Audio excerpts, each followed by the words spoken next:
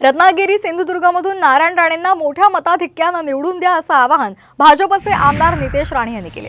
तसंच जिथे कमी लीड मिळेल तिथे विकास निधी कमी मिळाला तर तक्रार करायची नाही असा धमकीवजा इशारा सुद्धा नितेश राणेंनी दिलाय।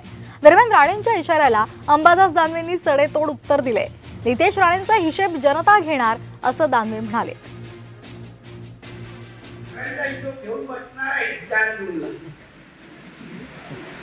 कारण का त्याच्यानंतर परत आमदाराकडे यायचं निधी मागण्यासाठी आणि मग अगर 4 जूनला मला पाहिजे तसं लीड अगर भेटलं नाही आणि मग मागणी असलेली निधी अगर वेळेत मिळाली नाही तर तक्रार करायची नाही हे मी या व्यासपीठाच्या निमित्ताने सांगतो की लोक घाबरत नसतात। नारायण राणेंना ऑलरेडी जनतेनं विधानसभेला तिथं पाडलेलं आहे, मुंबईमध्ये सुद्धा गेले तिथं सुद्धा पाडलेलं आहे आणि मग ते इजा तिजा होत असताना तिसऱ्यांदा पुन्हा या लोकसभेला सुद्धा भारतीय जनता पार्टीला विशेषतः नारायण राणेंचा पराभव तिथली जनता करेल।